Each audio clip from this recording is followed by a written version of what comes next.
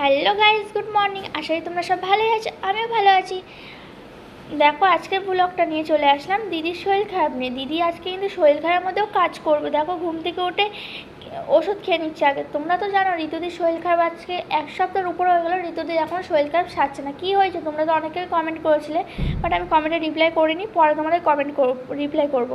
তো আগে শোনো, দিদির জ্বর এসছে 3-4 দিন হয়ে গেছে। কালকে রাতে গেছিলাম ডক্টরখানা থেকে ওষুধ নিয়ে এসেছি, তাও ওর জ্বর কমছে না। তাও আজকে সকালে ওষুধ খেয়ে নিল, তোমরা দেখতেই পারলে। তো দিদি এখন আবার চেঞ্জ করে এখানে কিন্তু একটু নাস্তা বানিয়ে নিচ্ছে ওষুধ খেয়ে। কী নাস্তা বানাচ্ছে চলো দেখে নিই। এখানে বানাচ্ছে পাওটাকে সেঁকে নিচ্ছে, আর কি বানাবে সেটা তো আমি জানি না। আর বানাচ্ছে হলো চা। তো চা আর পাও খেয়েছে আজকে নাস্তা। আর এখানে দেখো দিদি রান্নার জন্যে সব সবজি কেটে নিয়েছে। আজকে বানাবে লাঞ্চে আছে ফুলকপি আর আলুর তরকারি মনে হয়, আমার তো সেটাই মনে হচ্ছে। দিদি এত সুন্দর রান্না করছে না, সারা বাড়ি গন্ধ বেরিয়ে গেছে। এখনও কিন্তু মশলাই দিইনি, তাতেই গন্ধ বেরোচ্ছে। তাহলে ঋতুদির রান্না কত সুন্দর হতে পারে তোমরা নিশ্চয়ই জানো। চলো দিদি ততক্ষণ রান্না করুক, আমি আর রিয়াদি ততক্ষণ ঘুরে আসি।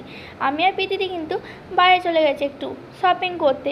দেখো আমরা কিন্তু গাড়িতে উঠে পড়েছি আর এখানে চলে যাচ্ছি আমরা শপিং করতে। দিদি ওইদিকে রান্না করছে ঘরে একা একা। দিদির শরীরটা যেহেতু ভালো না, ওর সাথে মাও একটু হেল্প করে দিচ্ছে। মা করছিল, বাট মাকে বললো তুমি করো না, আমি আজকে রান্না করব।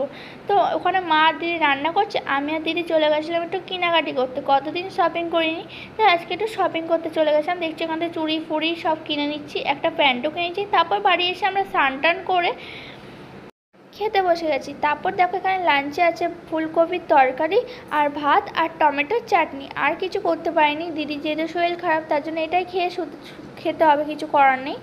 এখানে দেখো আমি কিন্তু খেয়ে দিয়ে শুয়ে পড়ছি, একটু ঘুমিয়ে নিব যেহেতু দুপুর হয়ে গেছে। দিদিও কিন্তু ওখানে শুয়ে পড়েছে। চলো আমরা ঘুমিয়ে নিই, আবার ঘুম থেকে উঠে তোমার সাথে কথা হচ্ছে। তো এখানে দেখো ঘুম থেকে উঠে পড়েছি, বিকেল হয়ে গেছে। এখন কিন্তু আমরা রেডি হয়ে একটু বাইরে যাব খেতে। তো দিদিকে এখানে মা চুল আসতে দিচ্ছে, যাতে দিদির শরীরটা আমি একাই করেছি, মা দিদিকে রেডি করে দিচ্ছে। তো যাই হোক দিদিকে রেডি করে দিয়েছি, আমরা চলে এসেছি বাইরে, একটু চকলেট খেয়েছি। আর আমরা কিন্তু থামস আপ আইসক্রিম সবই খেয়েছিলাম, বাট তোমার সাথে শেয়ার হয়নি। তো কেন আমি ভুলে গেছিলাম ভিডিও করতে, তার জন্য তোমার সাথে শেয়ার করা হলো না। লাস্টে চকলেট খেলাম, ওটাই কিন্তু শেয়ার করলাম।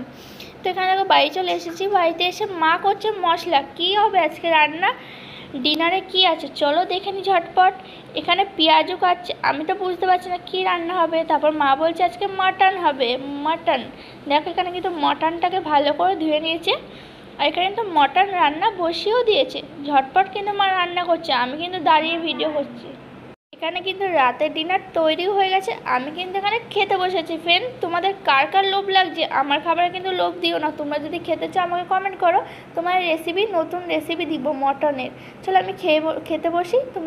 তোমরা তো তখন আমার ভিডিওটা দেখতে থাকো, পুরো ভিডিওটা দেখবে, কেউ স্কিপ করবে না। আমার ভিডিও যেন ভিউজ আসা চাই, আমি এটাই চাই, কমেন্ট ভিউজ সব কিছু আসুক। তোমাদের আমি কমেন্টে রিপ্লাই করবো। চলো ভিডিওটা এখানে শেষ করি। Bye bye, love you friend.